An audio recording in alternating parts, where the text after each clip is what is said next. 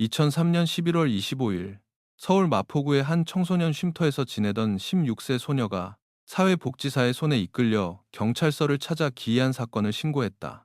소녀는 최근 몸에 플라타너스 문신을 한몫 없는 여자가 꿈에 매일 밤 나타나 잃어버린 자신의 머리를 돌려달라며 절규한다고 털어놓았다. 단순한 악몽으로 치부하기엔 소녀의 공포가 너무나 생생했고, 이를 심상치 않게 여긴 경찰은 즉각 수사에 착수했다. 그리고 이 꿈을 단서로 시작된 조사는 당시 대한민국 전체를 발칵 뒤집어 놓은 끔찍한 헬로키티 살인 사건의 전말을 수면 위로 끌어올렸다.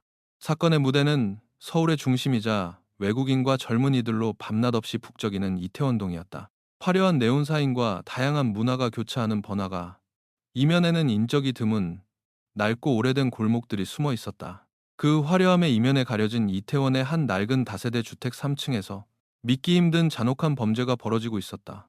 경찰서를 찾은 소녀의 이름은 박민지, 1987년 5월 5일생, 당시 16세였다. 쉼터 사회복지사의 말에 따르면 민지는 최근 심각한 수면 장애와 발작 증세를 보였고, 한밤중에 깨어나 목 없는 여자가 머리를 내놓으라고 소리친다며 횡설수설하기 일쑤였다.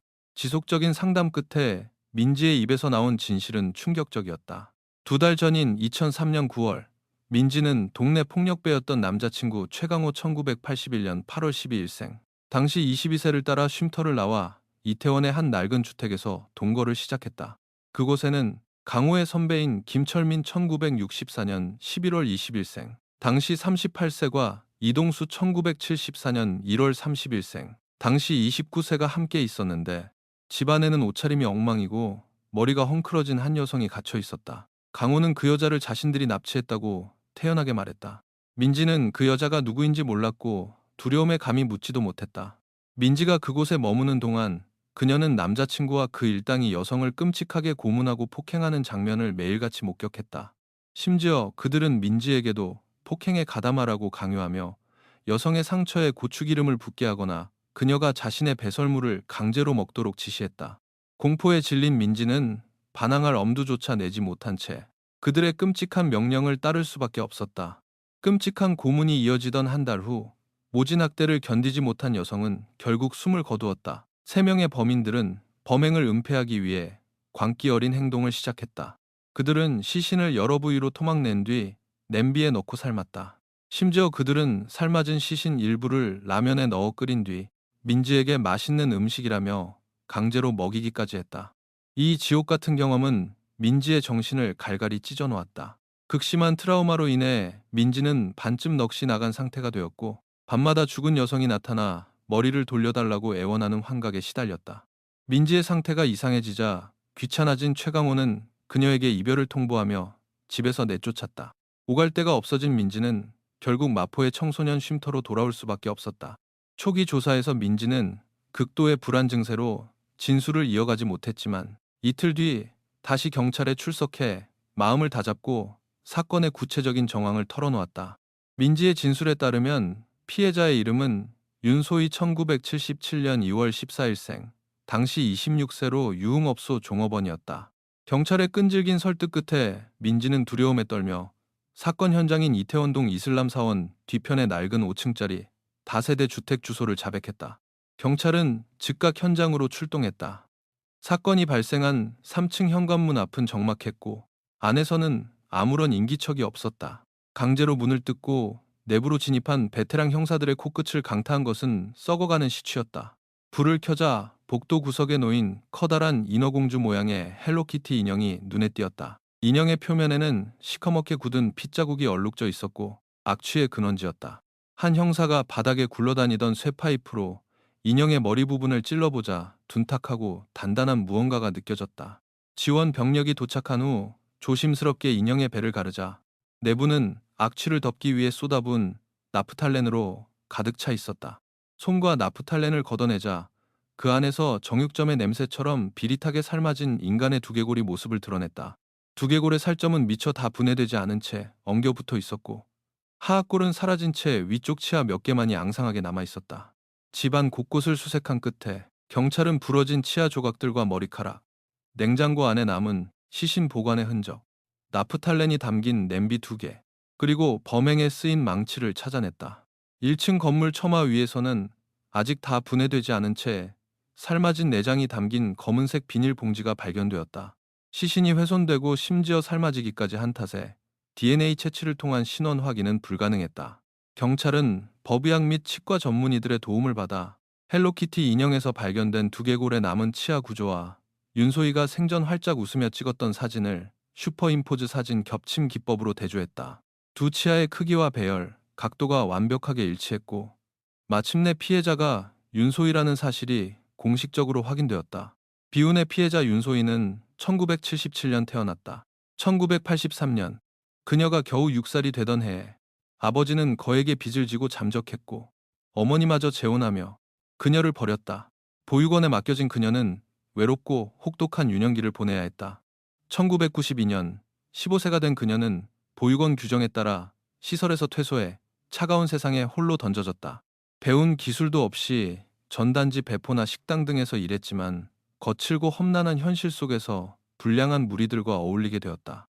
결국 약물에 손을 대게 된 그녀는 생계를 유지하고 마약값을 구하기 위해 영등포 일대에서 성매매를 시작했다.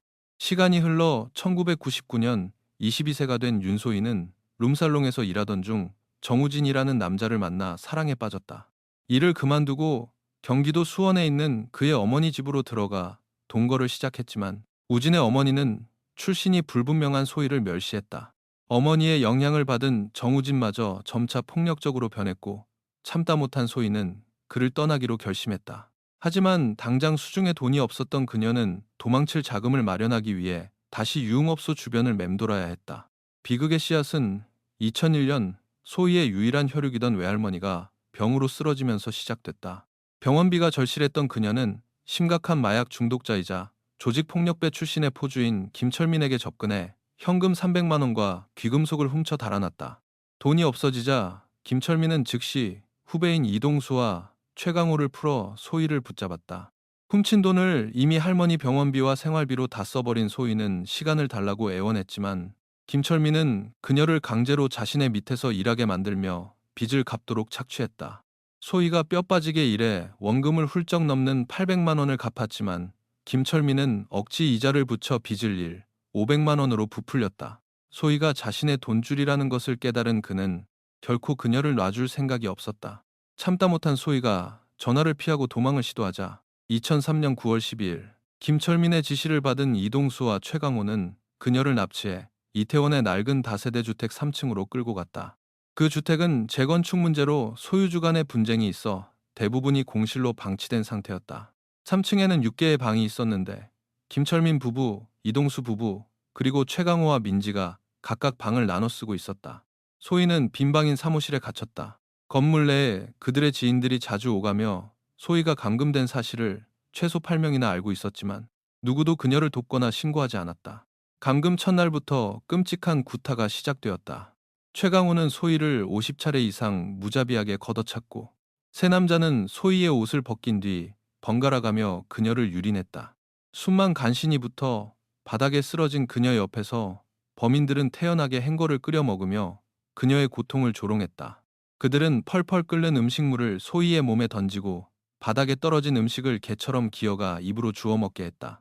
구토를 하던 소희의 토사물이 김철민의 옷에 튀자 격분한 그는 소희의 입에 끓는 고추기름을 들이부었다. 다음날 아침 잠에서 깬 이동수와 최강호는 사무실로 들어가 라이터로 소희의 발바닥을 지졌다. 살이 타들어가며 피가 흐르자 그 위에 고춧가루를 뿌렸고 플라스틱 빨대와 빈병을 불에 녹여 그 쇳물 같은 플라스틱을 소희의 상처 부위에 뚝뚝 떨어뜨렸다. 극심한 고통에 몸부림치는 소희의 얼굴에 이동수가 소변을 보았고 최강호는 여자친구 민지를 불러 강제로 대변을 보게 한 뒤 소희의 입에 억지로 밀어 넣었다.